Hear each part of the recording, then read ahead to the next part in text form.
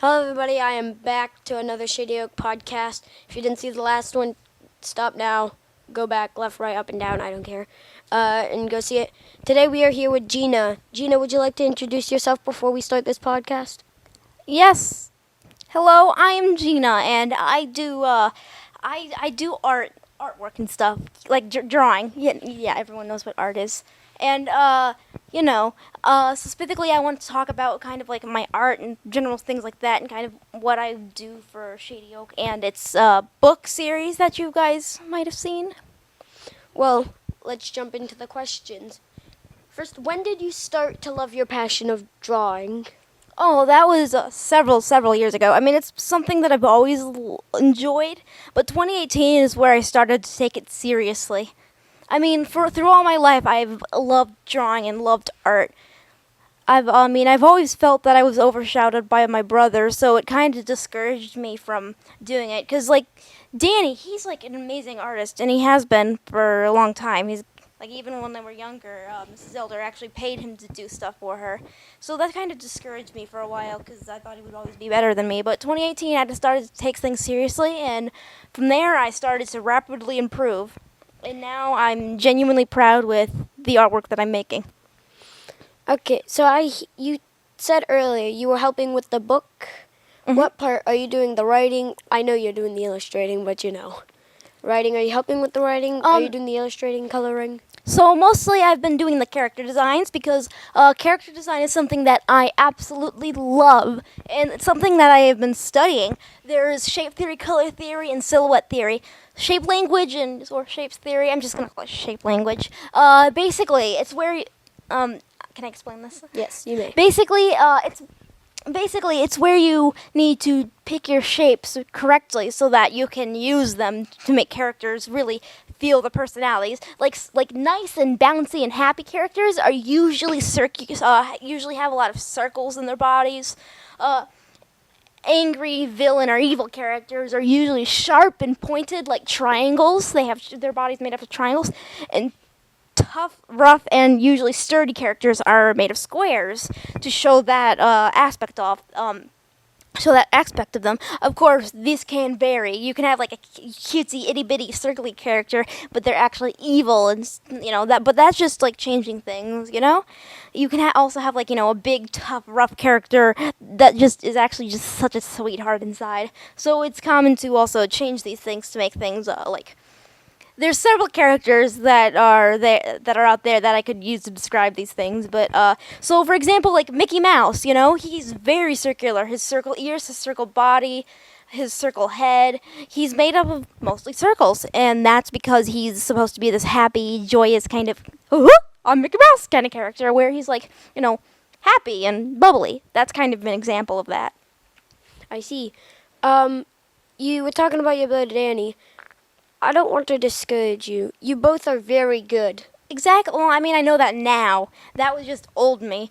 I mean, I've even learned, like, like I said, color theory, which I'm going to be honest, I'd love to go into color theory, but that would probably take like 50 million hours just because color theory is so much more detailed than you think. Colors are so much harder to understand than you'd think because there's hue, saturation, like it's this whole rabbit hole you can go into. But I don't want to go into that right now just because that would take all day. And yeah. I see. Do you like to work alone or with other people? Usually alone because working with people sucks. Like usually I'll have this great idea in my head and then other people just kind of ruin it. So I honestly prefer to work alone, especially with artwork. I don't really understand why you need someone else to be there. I mean, yeah, it is great for some people to look over and like correct any mistakes you've made, but in the end, it's just so much better for me to work alone because other people, mostly because my social anxiety.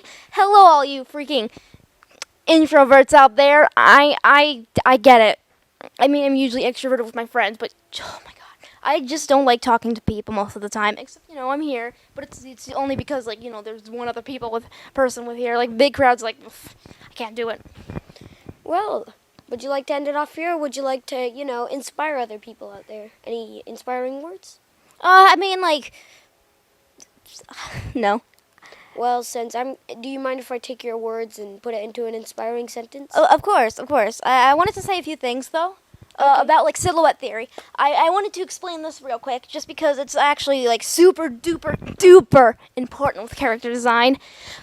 Basically, silhouette theory. So take like an iconic character, for example, like SpongeBob, and turn him all black. You can tell that's SpongeBob because he has such a distinct silhouette. That's how you make an iconic character. You need a character that has a super distinct silhouette. It was just like, anime character that you've seen 1,000 times. That's not a distinct character. If you want a truly iconic character, you need someone like maybe like you can have like uniquely shaped ears, a very distinct body type, Like Squidward. yeah, like Squidward. Like you can tell Squidward from SpongeBob because Squidward is very lanky and tall, and he has the big head at the top and the tentacles that kind of go down near his feet. You can tell that's Squidward. And like for Mickey Mouse, you can tell it's him because of his iconic ears. Like freaking even things like Garfield, you can tell that's Garfield just because he has that very distinctive plump body. His ears stick up, and even the little whiskers that come out from him. You can tell that's him just because you have it drilled into your head. Yeah, that's basically how you make a really iconic character. Shapes, color, and a good silhouette. That's really all that I have to say. I mean, being honest, I could make a podcast all on my own with just detailed descriptions of how to do art. But then again, I'm only 16 and I'm just getting started in the stuff that I want to do, and in the future I do want to become an artist for zoology, reconstructing fossils and stuff like that. Who knows though? My career could go anywhere. Yes, and so final inspiring words from me, moi, one and only. Like Gina said, she got shadowed by her brother. Don't let other people shadow you just because they're better than you. I have a friend that I'm going to work with, or I'll try to, in animations because, that's what I want to do.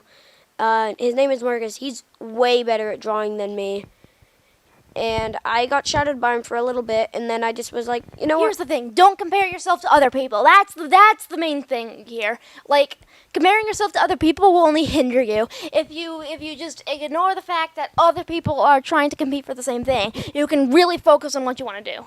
So, I was like, you know what? If he could draw monsters, I can draw them just the same.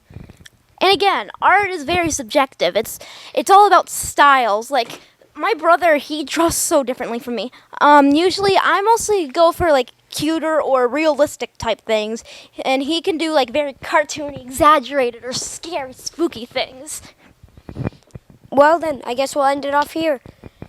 If you haven't seen the last other videos, last warning, go watch them. Just go up, down, left, or right, I don't care. Just go do them. Ending off here. See you in the next podcast. Bye.